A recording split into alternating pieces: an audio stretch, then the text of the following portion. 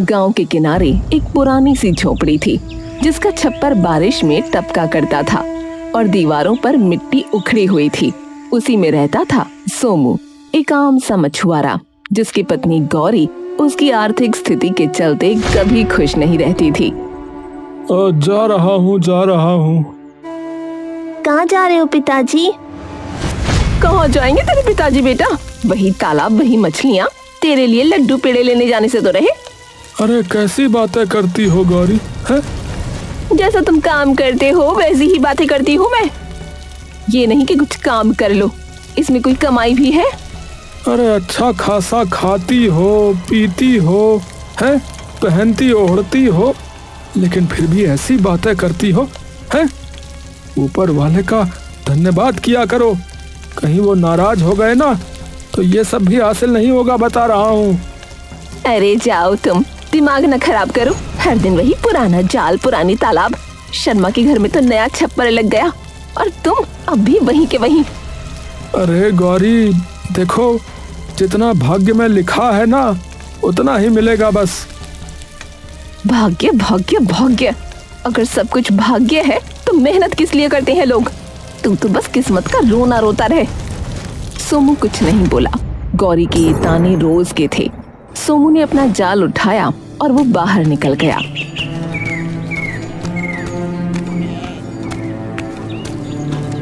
अरे चल रे जाल, आज कुछ ज्यादा मछलियां पकड़ ले तो गौरी का मूड भी ठीक हो जाए। गांव में 2 तालाब थे, एक में भीड़ रहती थी और दूसरे में मछलियां कम थीं, इसलिए वहां कम लोग जाते थे। पर सोमू को वही पसंद था क्योंकि वहां शांति थी। उस दिन भी सोमू उसी वीरान तालाब पर पहुंचा।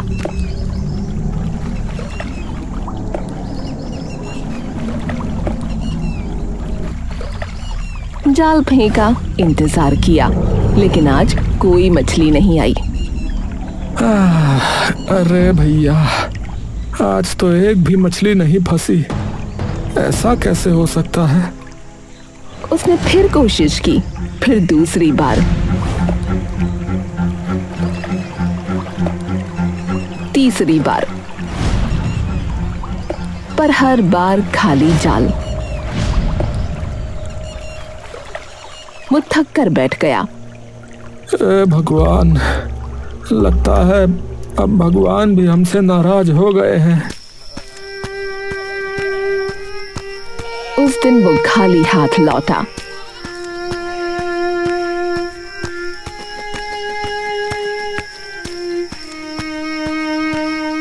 और गौरी के ताने सुनकर सो गया।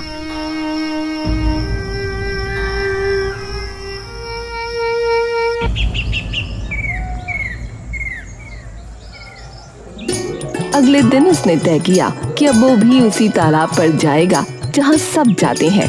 उसने उम्मीद के साथ जाल कंधे पर डाला और भीड़ वाले तालाब की तरफ निकल पड़ा।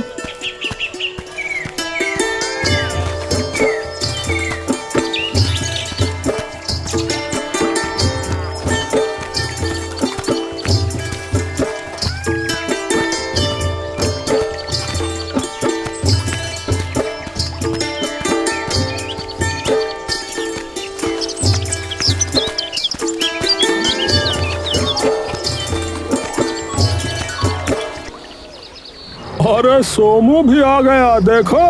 अरे क्या बात भैया, आज हिया का रास्ता कैसे भूल गए? अरे राजू, उधर लगता है मछलियां खत्म हो गई हैं शायद। अरे उधर तो इतने लोग भी नहीं जाते। अरे तुमने अकेले ही मछलियां खत्म कर दी क्या वहाँ? सभी ठहाका लगाते हैं। थोड़ी देर बाद अचानक वहां से भी सारी मछलियां गायब हो गईं। अरे अरे ये क्या भैया? अरे सुबह तक तो मछलियां छलांगे मार रही थी, अभी अभी कुछ दिखाई नहीं दे रहा है। अरे अरे इसकी वजह से, हाँ, इसके कदम ही अशुभ है भैया। हाँ, इसके आने के बाद ही तो ये सब बंद हुआ है। ये बंदा मनहूस है भैया। हाँ भैया, मनहूस है, मनहूस है। अरे अरे भैया चुप हो जाओ, अरे भगवान के लिए चुप हो जाओ। अरे भैया ये क्या बात हुई बताओ। अरे मैं तो बस अपनी रोजी रोटी के लिए आया था और कोई बात नहीं है। अरे अपनी रोजी के चक्कर में तूने सबकी रोजी रोटी छीन ली रे, पनौती कहीं का। आवाजें तेज होती गईं, हर ओर से ताने सुनाई देने लगे। सोमू बस खड़ा रहा। हाँ सही कह रहा पवन भैया, सच में पनौती ही है ये। अरे भैया एकदम मनहूस है। अरे हमारा क्या होगा भैया, आज हमने भी मछलियां नहीं पकड़ी। अरे इस पनौती से पूछो।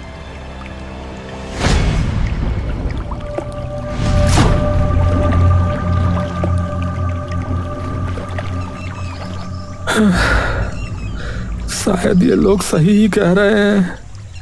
लगता है मैं सच में पनौती ही हूँ। जहाँ जाता हूँ वहाँ ऐसा ही बेड़ा गर्क हो जाता है। शाम हो गई। किसी को कुछ हासिल ना हुआ। सोमू भी बेचारा खाली हाथ लौटा और गौरी शुरू हो गई। फिर कुछ नहीं मिला? हर दिन वही खाली डोल लेकर लौट आता है तू। अब बस, मैं अब और नहीं रह सकती इस संघाली में। अरे गौरी, अरे जरा सब्र रख, कल से सब ठीक कर दूंगा। कल? तेरे कल ने तो हमारी जिंदगी ही खा ली। मेरा बच्चा भूखा सोता है हर रात और तू बस किस्मत के भरोसे बैठा रहता है।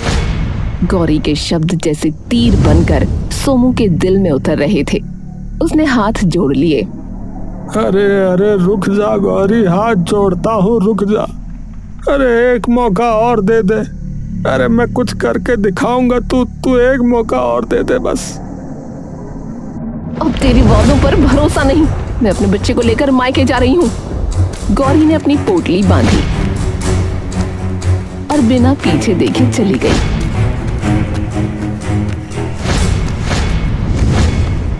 सोमू वहीं खड़ा रह गया, खाली झोपड़ी में, खाली दिल के साथ। उसकी आंखों से पानी टपकने लगा।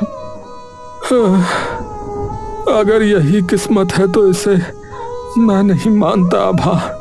हाँ, मैं नहीं मानता। मैं अब अपनी किस्मत बदलूंगा। हाँ, बदल कर रहूंगा। हाँ।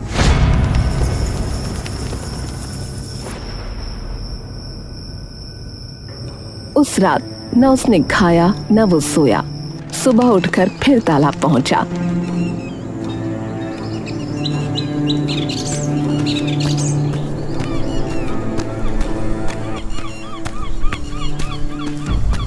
जाल फेंका, घंटों बैठा, लेकिन नतीजा वही सन्नाटा। अब गांव में चर्चा फैल गई थी। अरे भैया सुना है सोमू गया रहा आज फिर से तालाब पर है, सच है का? अले थोलो भैया, अले उसके कदम ना पलते हैं ना, वहाँ तो भी तो बोता है। अरे सच में वो मनहूस है भैया। हाँ, उसके कारण देखो पूरे गांव का धंधा चौपट हो गया। बताओ।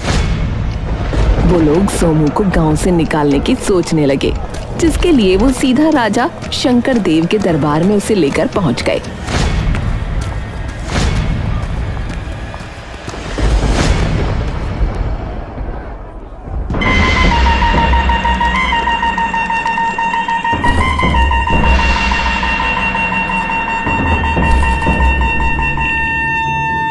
महाराज, गांव वाले कह रहे हैं कि ये मछुआरा सोमू मनहूस व्यक्ति है।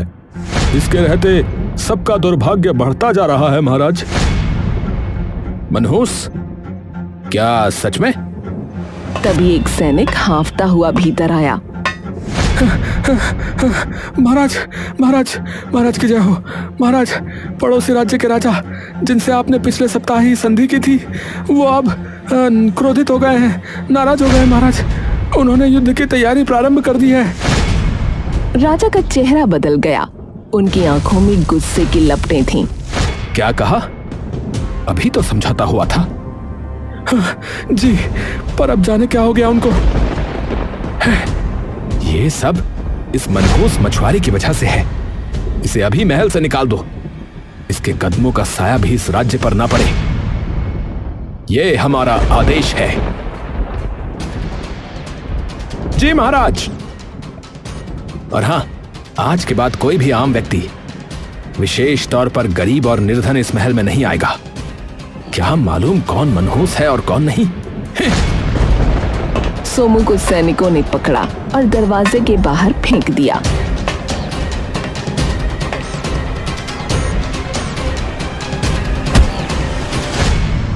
वो गिरा, फिर भी कुछ न बोला।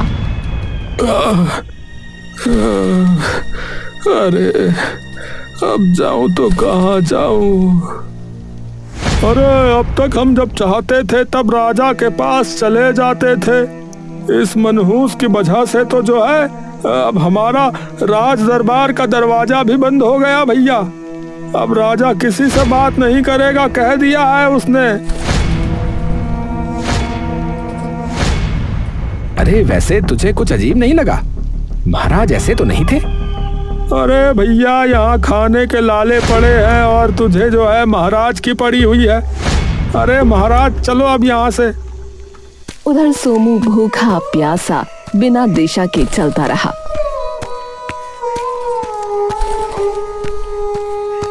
गांव के बाहर जब पहुंचा तो देखा बरगद के नीचे एक बूढ़ा साधु बैठा है।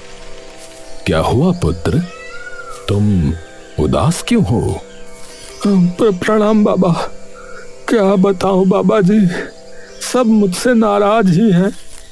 पत्नी छोड़ गई, गांव वाले ताने देते हैं। राजा ने भी मुझे अब निकाल दिया है।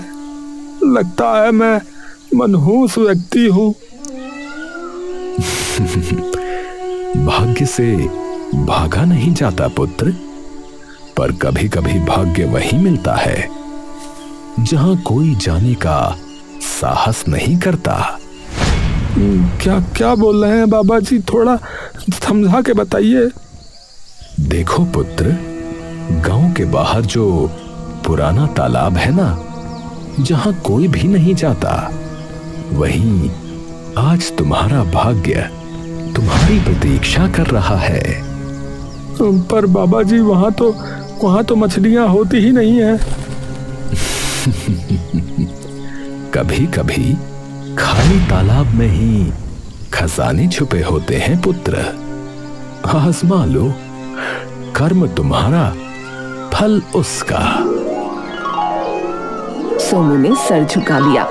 वो चल पड़ा उसी पुराने तालाब की ओर।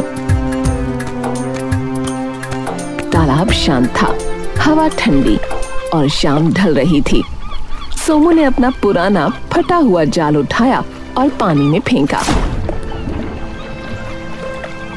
अरे भैया चलो देख ही लेते हैं, वैसे भी अब खोने को बचा ही क्या है। थोड़ी देर बाद जब उसने जाल खींचा तो कुछ छोटी मछलियां मिलीं। उसके चेहरे पर कई दिनों के बाद मुस्कान आई। अरे वाह, अरे शायद बाबा जी बिल्कुल सत्य कह रहे थे। दिल में थोड़ी उम्मीद जगी। उसने दोबारा जाल फेंका। इस बार जब जाल खींचा तो पानी से एक चमकदार रोशनी निकली। सोमू चौंधिया गया। जाल में एक सुनहरी मछली फंसी थी। वो ऐसे चमक रही थी मानो सूरज की किरणों को निगल लिया हो। अरे भगवान, अरे ये कैसी मछली है? अरे ये तो इतनी सुंदर और इतनी चमकदार है कि क्या ही बताऊं। वो झुककर मछली को हाथों में उठा लेता है। मछली की आंखें गहरी नीली थीं और पंख सोने जैसे। अरे वाह, अरे आज तो किस्मत जाग गई। हाँ, सही कहा था बाबा ने। हाँ। पर तभी वो मछली बोल उठी, इतनी जल्दी मुझे अपनी किस्मत मत कहो सोमू। सोमू के हाथ कांप गए। उसने चारों तरफ देखा।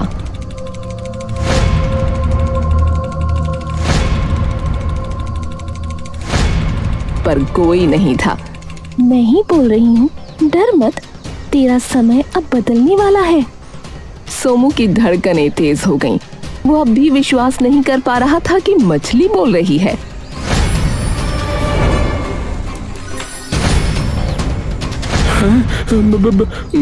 बोलने वाली मछली? अरे ये कैसे संभव है?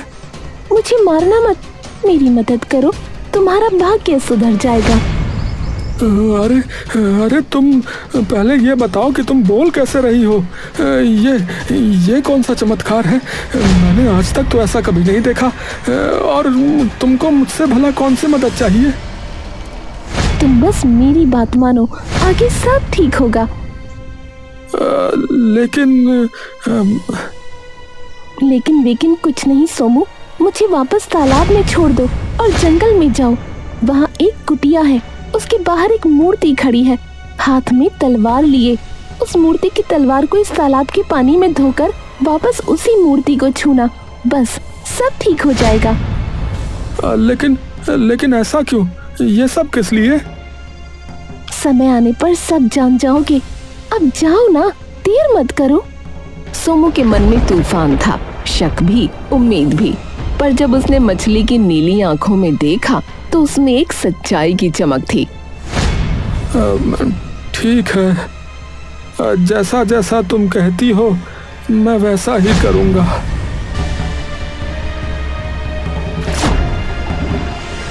वो जाल समेटकर जंगल की ओर बढ़ चला।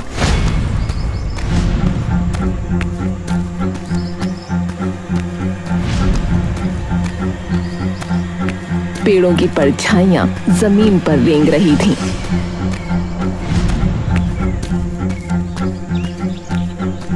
जैसे कोई पीछे पीछे चल रहा हो।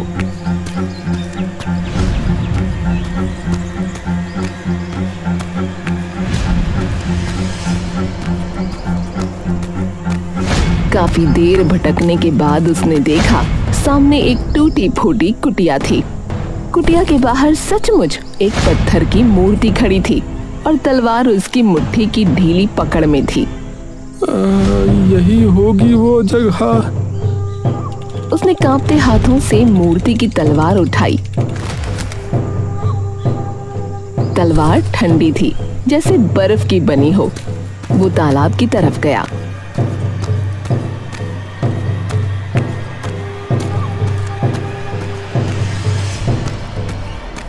तलवार को पानी में डुबोया। जैसे ही पानी ने तलवार को छुआ, हल्की नीली रोशनी फैल गई। वो तलवार लेकर लौटा। अब बस मूर्ति को छूना बाकी था।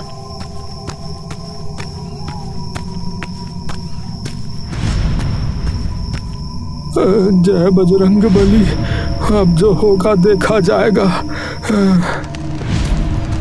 वो तलवार लेकर मूर्ति की ओर बढ़ा ही था कि तभी कुटिया के भीतर से एक गहरी आवाज गूंजी। कौन है? अंदर आओ, मेरी सहायता करो। सोमू ठिठक गया। उसका दिल जोरों से धड़क रहा था, पर उसने साहस जुटाया और दरवाजा धकेलकर भीतर चला गया।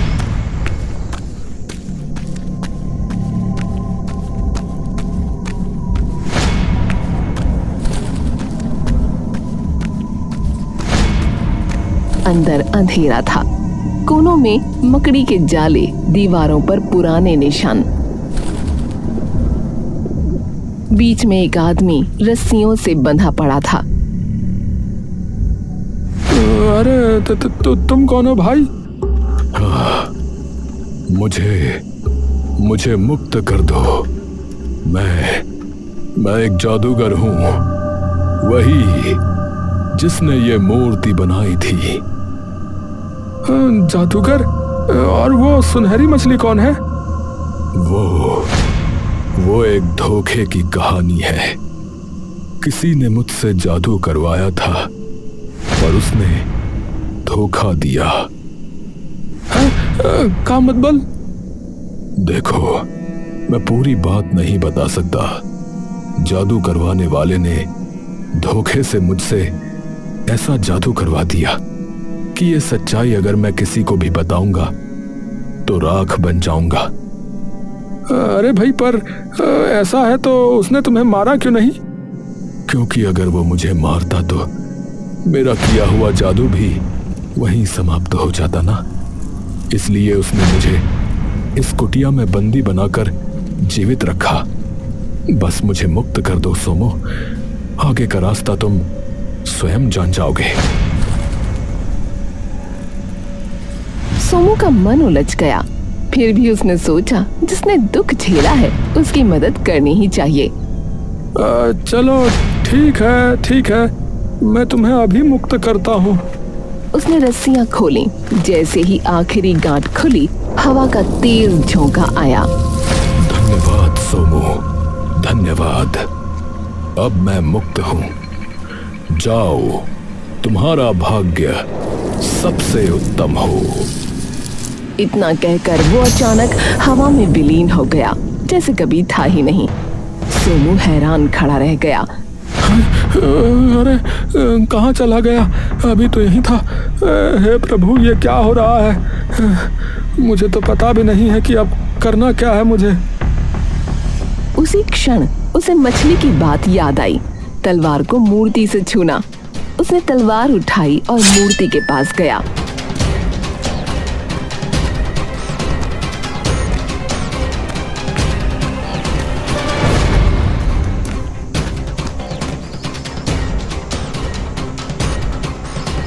अरे हाँ, अब जो भी सच्चाई है सामने आ ही जाए, उसको छू देता हूँ। उसने तलवार से मूर्ति को छुआ। क्षण भर के लिए सन्नाटा छा गया। फिर जमीन कांपी, मूर्ति में दरारें पड़ने लगीं और अंदर से एक तेज रोशनी फूटी। सोमू ने आंखें ढक लीं। जब रोशनी थमी तो मूर्ति की जगह पर एक इंसान खड़ा था।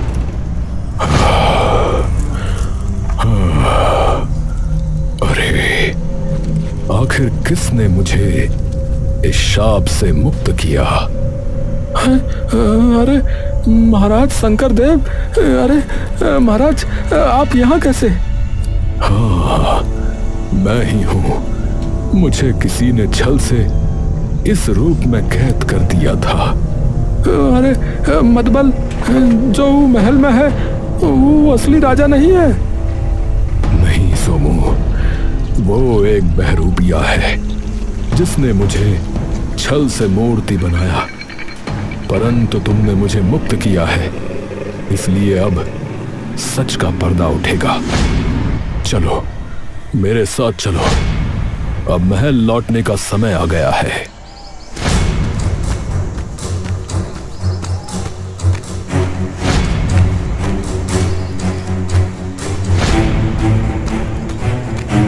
अचानक राजा ने कदम रोक दिए। पर सोमू, एक बात बताओ, तुम्हें आखिरकार कैसे पता चला कि मुझे बचाना है? महाराज, ये सब तो सुनहरी मछली की वजह से हुआ। उसने ही मुझे राह दिखाई थी। उसने कहा था कि मैं आपकी मुक्ति की कुंजी हूँ। ये सुनते ही राजा का चेहरा बदल गया। मछली? कहाँ है वो? सोमू ने बताया और दोनों बिना एक क्षण गंवाए तालाब की ओर दौड़ पड़े।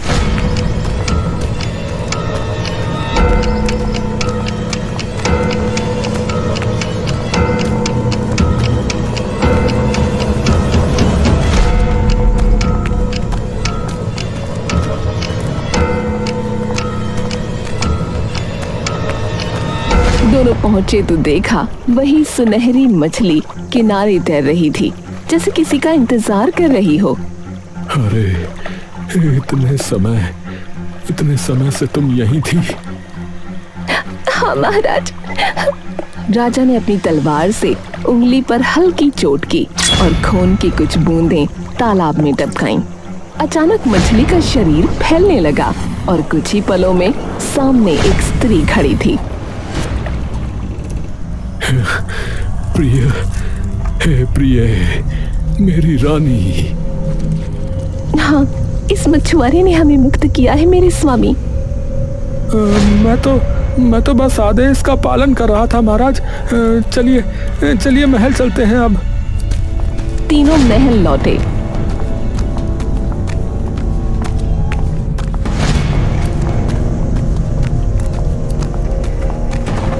जैसे ही वो अंदर पहुंचे, सबके कदम रुक गए। अरे, ये कौन है बहरूपिया? इसे अंदर किसने आने दिया? बहरूपिया तो तू है रे। मैं हूं असली राजा, शंकरदेव। दरबार में सन्नाटा छा गया। दरबारी एक दूसरे का चेहरा देखने लगे। अरे भैया दो राजा, असली कौन है और नकली कौन? सच छुपाया जा सकता है पर हमेशा के लिए नहीं। यही असली शंकरदेव है और सबूत है ये मछुआरा जिसने हमें मुक्ति दिलाई। और तेरी रानी कहाँ है बता जरा। बकवास न कर औरत, वो अपने मायके गई है। ये सब मेरा राज्य छीनने का षड्यंत्र है। सच का पता अभी चल जाएगा। उसने अपने बर्तन में भरा हुआ तालाब का पानी उठाया और एक झटके में उस राजा के चेहरे पर फेंक दिया। अचानक सिंहासन पर बैठे राजा का चेहरा पिघलने लगा।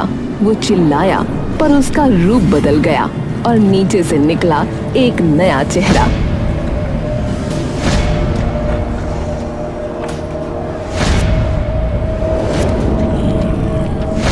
अरे राजकुमार, आप तो गुरुकुल गए थे।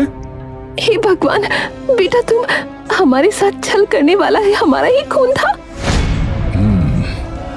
मैं समझ रहा हूँ। इसे भय था कि मैं इसे उत्तराधिकारी नहीं बनाऊंगा, इसी कारणवश इसने ये किया। राजा का अंदाजा बिल्कुल सही था। राजकुमार ने इसीलिए ये किया था। महारानी, मैं राजकुमार को इस राज्य का राजा नहीं बना सकता। वो बहुत ही क्रूर व्यक्ति है।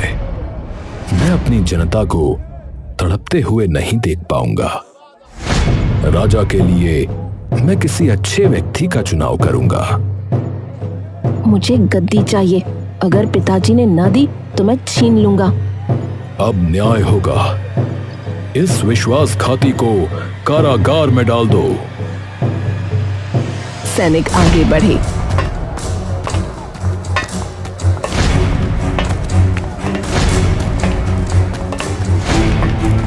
राजकुमार को घसीटते हुए ले गए।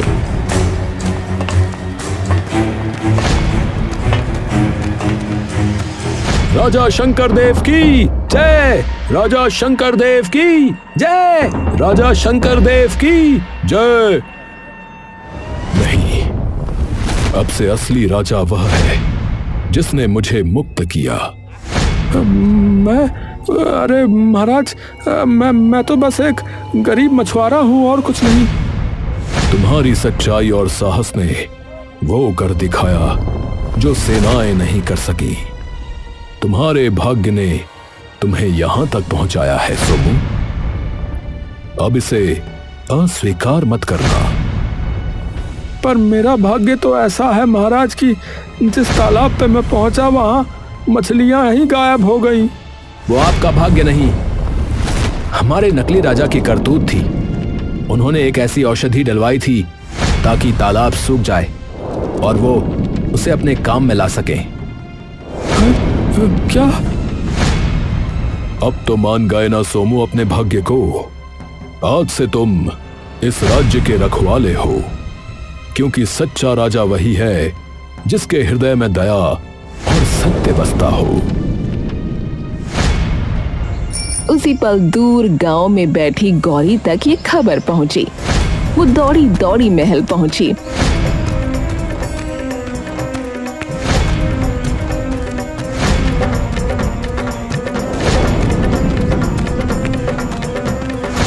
सोमू, मुझे माफ कर दो। मैंने तेरे भाग्य पर शक किया। भाग्य से भागा नहीं जाता गौरी, बस उसे पहचानने की देरी होती है। गांव के वही लोग जो कभी उसे मनहूस कहते थे अब उसकी जयकार कर रहे थे।